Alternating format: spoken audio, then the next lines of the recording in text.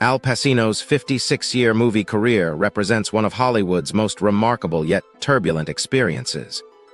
The legendary actor earned the prestigious Triple Crown of Acting and Academy Award, 2 Tony Awards, and 2 Primetime Emmy Awards. Yet we found that there was a surprising twist. He went broke not once, but twice throughout his career. The 84-year-old Pacino's life story unfolds like one of his dramatic films. He once had a $50 million fortune, but lost everything through mismanagement and a devastating Ponzi scheme. His story took an unexpected turn at age 83, when he became one of the oldest fathers on record. This coincided with his monthly expenses of $300,000 to $400,000 to maintain his lifestyle and support his children. Pacino's financial situation became so complex that he unknowingly paid for 16 cars, 23 cell phones, and a $400,000 annual landscaping bill for a house he never lived in. These details reveal the complicated reality behind his glittering Hollywood facade. Let's explore these hidden and mysterious things in this video. And it's nice to see you again. Please like and share your thoughts below. First of all, Al Pacino rises from humble beginnings to Hollywood stardom. Al Pacino was born in East Harlem on April 25, 1940, and his early years were marked by financial struggles. His parents split up when he was 2 years old. He and his mother Rose moved to the South Bronx to live with his grandparents in a 6-story building on Bryant Avenue. His father paid just $5 monthly as court-ordered support. Young Al Pacino struggles through poverty in the Bronx. The family lived in a 3-room apartment on the top floor where rent was cheapest. 6 to 7 people shared this small space at any time. His mother worked in factories during the day. She would take him to movies at night since he was her only companion. The neighborhood wasn't safe, so young Pacino couldn't go out alone until he turned 6. These early movie experiences sparked his love for acting. His childhood took an unexpected turn after his mother tried to take her own life. This event left a lasting mark on his early years, yet he found comfort in performing. He created a silent routine from The Lost Weekend that he showed to his family. He copied Ray Milland's portrayal of an alcoholic looking for liquor. How method acting transformed his career. Pacino quit the High School of Performing Arts at 17. He took jobs as a messenger, busboy, janitor, and postal clerk to pay for acting classes. His big break came at the Herbert Berghoff studio. He earned a scholarship there by cleaning hallways and dance rooms. 2 mentors changed the course of his career. Charlie Laughton became his closest friend and guide after they met in a New York bar when Pacino was 17. After 4 years at HB Studio, he got into the prestigious Actors Studio where Lee Strasberg taught him. Strasberg's method acting techniques shaped Pacino's approach to his craft. His dedication showed in roles like Scent of a Woman, 1992. He attended a school for the blind and lived as if he couldn't see to prepare for the part. The Godfather catapults him to fame. Before becoming Michael Corleone, Pacino made his mark in theater. He won a Tony Award for his 1969 Broadway debut in Does the Tiger Wear a Necktie? The Panic in Needle Park, 1971, was his first big movie role. Francis Ford Coppola noticed him there. Paramount Pictures didn't want Pacino in The Godfather. They preferred big names like Jack Nicholson, Robert Redford, Warren Beatty, or Ryan O'Neal. The studio doubted their choice after the first week and a half of filming. Everything changed when Coppola moved up the Italian restaurant scene. This vital sequence showed Michael Corleone killing Sollozzo and McCluskey. The studio finally backed Pacino after seeing it. The movie's success earned him his first Academy Award nomination for Best Supporting Actor. Pacino became one of Hollywood's best actors after The Godfather. He showed his range in Scarecrow, 1973, with Gene Hackman. Then came powerful roles in Serpico, 1973, and Dog Day Afternoon, 1975. His work as Michael Corleone in The Godfather, Part Roman II, 1974, helped the film win the Best Picture Oscar. Pacino creates iconic characters that define American cinema. Al Pacino became one of cinema's most compelling performers through his brilliant portrayal of complex characters. His talent to bring intricate roles to life changed American film history forever. Michael Corleone becomes his most enduring role. The Godfather trilogy's Michael Corleone role stands as Pacino's greatest achievement. He played the reluctant heir to the Corleone crime family with such subtlety that viewers barely noticed him in the first hour. Yet his character gradually took control of both the criminal operation and the story itself. Pacino crafted his interpretation of Michael with great care. "My whole plan for Michael was to show that this kid was unaware of things and wasn't coming on with a personality that was particularly full of charisma," Pacino explained. "My idea was that this guy comes out of nowhere. That was the power of this characterization." The character's story appealed to audiences because it centered on family dynamics. People saw their own family relationships in the Corleones, hidden beneath the dramatic world of organized crime. Of course, this connection helped make Michael Corleone one of cinema's most memorable villains. Pacino still recognizes how this role changed his life, even 50 years later. "I'm here because I did The Godfather he reflected. "For an actor, that's like winning the lottery." The sudden fame brought its challenges, though. It's hard to explain in today's world to explain who I was at that time and the bolt of lightning that it was. I felt like all of a sudden, some veil was lifted and all eyes were on me. Scarface establishes his intensity on screen. Pacino's portrayal of Tony Montana in Scarface 1983 marked a new direction in his acting style. Unlike Michael Corleone's measured control, Montana was pure intensity and theatrical flair. Director Brian De Palma noted that Pacino played the role a little operatically and used his stage experience to show the characters fall into drug-fueled madness. Scarface left its mark beyond traditional cinema. Crime expert Scott Deitch points out that the film stayed popular through its effect on hip-hop, art, or other mediums. The movie captured Miami's 1980s drug scene with remarkable accuracy. Montana's character showed Pacino at his versatile best. He mixed quiet intensity with explosive anger and created an intimidating presence by the way he questioned other characters. This approach fit Montana perfectly, as his strategy relied on persistent conversation until he got what he wanted.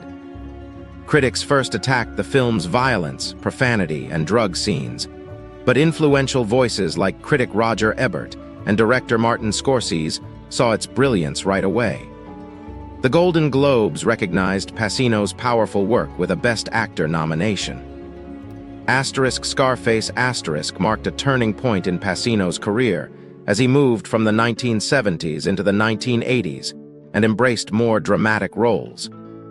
The film's lasting influence shows up everywhere from hip-hop to video games like Grand Theft Auto, Vice City. These two landmark roles proved Pacino's exceptional range.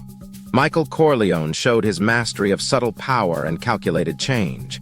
Tony Montana revealed his raw energy and theatrical intensity. Together, these performances made him one of Hollywood's greatest actors. Academy recognizes Pacino's genius after decades of nominations.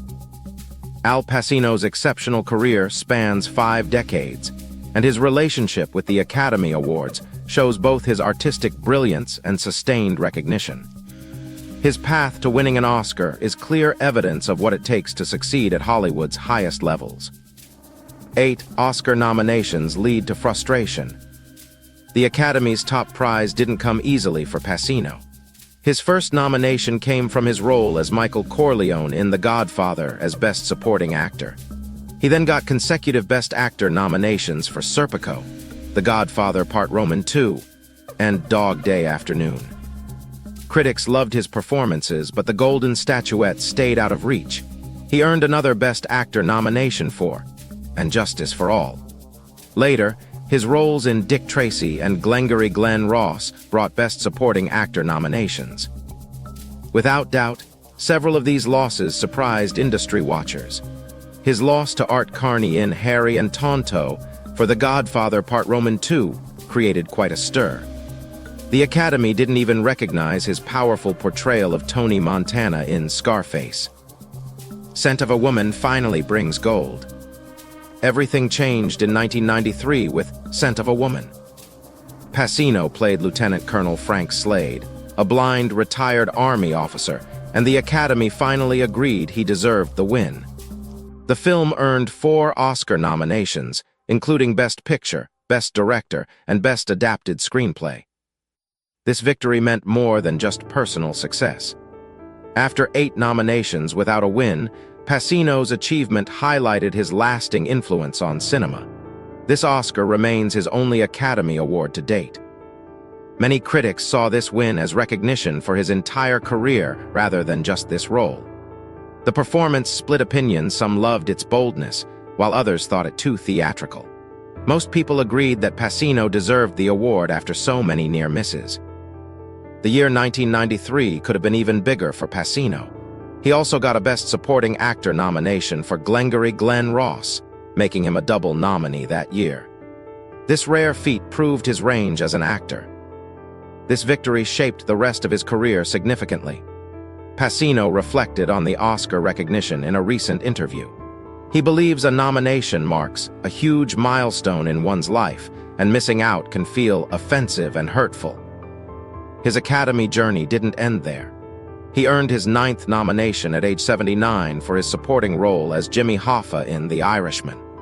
This recognition, coming 27 years after his win, showed he could still deliver Oscar-worthy performances decades later. Financial mismanagement leads to shocking bankruptcy. Al Pacino's Hollywood success masked a crumbling financial world due to mismanagement and betrayal. His situation came to light in 2011, which led to a dramatic change in his movie choices. How Pacino lost $50 million fortune. Pacino's financial troubles began with his casual approach to money management. Money was a language I just didn't speak, he admitted. His father, though estranged, had worked as a successful accountant. His lifestyle expenses went out of control. He spent $400,000 yearly on landscaping a house he never used, paid for 16 unused cars, and had 23 cell phones in his name, 55. The star's spending showed troubling signs. The door was wide open, and people who I didn't know were living off me. It was come one, come all. Al's got it and he doesn't care. Each $10 million movie paycheck shrank to $4.5 million after paying agents, lawyers, publicists, and taxes. Trusted accountant betrays him through Ponzi scheme. The crisis deepened when his accountant's deception surfaced. Warning signs appeared as the accountant sent minions instead of meeting personally. Pacino became suspicious in 2011 after an expensive European family trip. His account showed more money than before he left. The truth hit hard. His accountant had run a massive Ponzi scheme. "I had $50 million and then I had nothing," Pacino said. The accountant went to prison for 7.5 years, but Pacino's money was gone. Jack and Jill Roll exposes his desperate financial situation. Money problems in his 70s pushed Pacino toward unexpected roles. Jack and Jill was the first film I made after I lost my money. To be honest, I did it because I didn't have anything else, he admitted. The Adam Sandler comedy bombed with critics but helped his finances. Pacino rebuilt his life through several steps. Asterisk, he sold one of his 2 homes. Asterisk, he appeared in coffee commercials, despite avoiding ads before. Asterisk, he started charging for university speaking engagements that were once free. This experience taught him about money management. "I wasn't even signing my own checks. The accountant signed them, and I just let them go by. I wasn't looking, and he didn't tell me how much I had or where it was going." He took roles just for money, including some really bad films that will go unmentioned, just for the cash. Pacino showed strength through this crisis. His speaking events, once free student interactions, became steady income. "Audiences came because I still had popularity," he said. Now at 84, he watches his finances closely, having learned what happens when you ignore your money. Pacino navigates complex relationships throughout his life. Al Pacino's romantic life in Hollywood spans decades. He's had passionate relationships, but always stayed away from marriage. His life shows how love, commitment, and independence can shape someone's choices. Why Al Pacino never married, despite long-term partnerships. Pacino, now 84, has strong views about marriage. "Marriage is a state of mind, not a contract," he said, and asked, "When did the cops get involved?" He looks back with some regret, though. "I probably should have got married a couple of times. I wish I would have." His relationship with Kathleen Quinlan came closest to marriage. "It wasn't easy to say no to marriage with a woman I love," Pacino wrote in his memoir. "It hurt when she left, and I carried the hurt with me for years." The actor values emotional bonds more than legal ones. If you live together with someone, there's got to be. You have to have this communion. If you don't, it's almost an invasion. This belief shaped his relationships, though he never walked down the aisle. Beverly D'Angelo's story shows Pacino's complex take on commitment. He challenged her open marriage when they met, and she got divorced. "I want you to be the mother of my children," he told her in 1997. They stayed together for 7 years and had twins, but never married. Diane Keaton romance marks his most public relationship. Diane Keaton stands out among Pacino's loves. They fell for each other during the Godfather films. Keaton saw him as charming, hilarious, a non-stop talker. There was an aspect of him that was like a lost orphan, like this kind of crazy idiot savant. And oh, gorgeous. Pacino shared tender memories in his memoir, Sonny Boy. "We found a tempo and temperature that was right. Her success didn't bother him. Having a partner who was more successful than me didn't faze me or intimidate me." Their relationship had its ups and downs. Keaton wanted marriage throughout their on-off relationship in the late 80s. She gave him an ultimatum in 1990, but he wouldn't commit, which led to their split. Their friendship survived the breakup. At Keaton's American Film Institute's 45th Lifetime Achievement Award ceremony, Pacino said, "You're a great artist. I love you forever." Sources say Pacino misses Diane and calls her the love of his life as recently as October 2024. Both actors learned from their time together. "I worked hard on that one. I went about it in not a perfect way," Keaton said later. "She's at peace with staying single. I don't think it would have been a good idea for me to have married, and I'm sure my exes are happy about it." Fatherhood transforms Pacino at different life stages. Fatherhood changed Al Pacino's point of view on life, especially after his 4th child arrived at an extraordinary age. His trip as a parent covers multiple decades and shows both personal growth and generational challenges. Becoming a father at 83 shocks the world. News of Pacino's 4th child created waves through Hollywood in June 2023. The actor and his then-girlfriend, Noor Alfallah, who was 29, welcomed their son Roman. Many were caught off guard when the pregnancy announcement came just weeks before the birth. Roman's arrival came with its share of drama. Pacino asked for a paternity test because medical conditions usually made him infertile. Once doctors confirmed the news, he welcomed the idea of late-life fatherhood with his typical resolve. A new sense of purpose filled Pacino as he looked at his infant son. "I look at this little baby, my son Roman, and I say, wow, look at you. It just gives me a chuckle every time I look at him," he said. He found deep meaning in watching Roman grow. "Everything he does is real. Everything he does is interesting to me." How he balances relationships with 4 children across generations. His steadfast dedication to fatherhood comes from his childhood experiences. His father left when he was 2, so he decided to build different bonds with his children. "I consciously knew that I didn't want to be like my dad. I wanted to be there," he stressed. His role as a father started in 1989 with daughter Julie Marie, born to acting coach Jan Tarrant. Twins Anton and Olivia joined the family in 2001 with Beverly D'Angelo. His children now span several generations. Julie Marie, 34, a film industry professional. Twins Anton and Olivia, 23, maintaining distinct public profiles. Roman, 16 months, his youngest child. Keeping strong bonds across this age range needs careful attention. I'm responsible to them. I'm a part of their life. When I'm not, it's upsetting to me and to them, Pacino explained. Modern technology helps him stay connected with Roman. He does text me from time to time. We play the harmonica on the other video thing. Fatherhood reshaped Pacino's entire outlook. Kids changed my perspective, he said. Before I had my 3, I'd walk around in my own head, not noticing anything.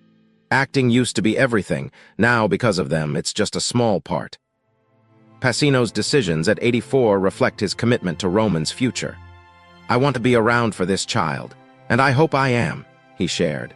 I hope I stay healthy, and he knows who his dad is.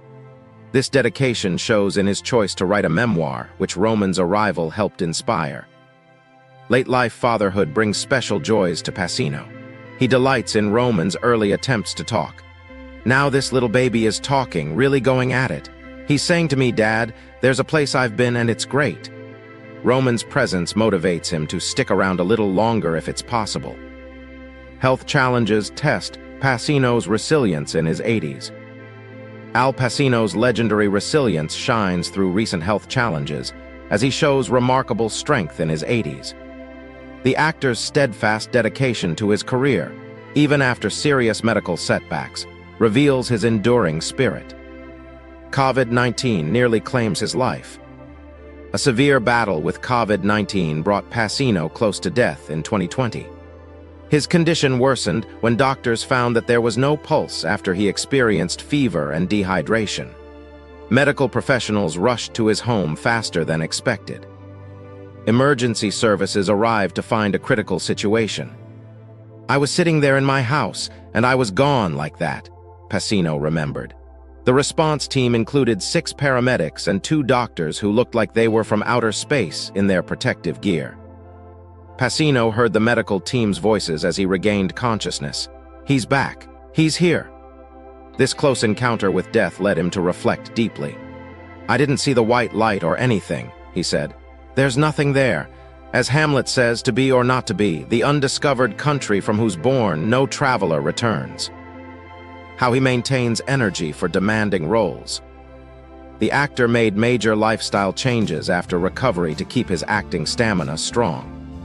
His health journey included losing over 30 pounds to help with blood pressure issues and prevent future complications. A personal drive fuels Pacino's wellness commitment. I want to feel good, live a long life, and be there for the people I love, he shared. These changes have made a difference, and he now says, I feel like I'm in my 40s again. Mental health remains part of Pacino's story. He spoke candidly at the Venice Film Festival about his experiences with depression. I may be depressed, but I don't know about it. The actor feels lucky compared to others in Hollywood who face more severe mental health challenges. His energy management goes beyond physical health. Modern production demands have changed his rehearsal approach. It's a little more difficult in this day and age because as soon as you hit that set, they are in it. They don't even rehearse. It's every man for himself. You've got to go in there and figure it out on your own. Pacino's blend of health awareness and professional flexibility lets him tackle demanding roles with renewed energy. His commitment to optimal health shows his understanding of career longevity, especially important as a father to young children. Pacino reflects on mortality and legacy at 84. Emergency health scare reinforces his will to survive. Paramedics arrived to find Pacino unresponsive, and for a brief moment, those close to him feared the worst. His body had weakened significantly due to dehydration and lack of oxygen. The world almost lost a legend that night, but in true Pacino fashion, he fought back. Doctors placed him under intensive care, closely monitoring his condition. His road to recovery was long, and he later admitted that the experience forced him to rethink his lifestyle. I stared into the abyss, Pacino reflected, and I decided I wasn't ready to go yet. The near-death experience gave him a newfound appreciation for life, his children, and his legacy. Pacino now prioritizes his health, focusing on proper nutrition, exercise, and regular medical checkups. While the once fiery actor now moves a little slower, his mind remains as sharp as ever. Pacino's complex legacy: triumph, tragedy, and a life fully lived. At 84, Al Pacino's life stands as a testament to talent, resilience, and human vulnerability. From his days struggling in the Bronx to his rise as a Hollywood titan, he has built a career unmatched in depth and longevity. Yet his journey has also been one of financial misfortune, personal heartbreak, and battles with his own demons. Despite his immense success, Pacino remains a man of contradictions. He is a private figure, yet one of the most recognizable actors in history. He has played ruthless crime bosses, yet speaks softly about fatherhood. He has known both incredible wealth and financial ruin.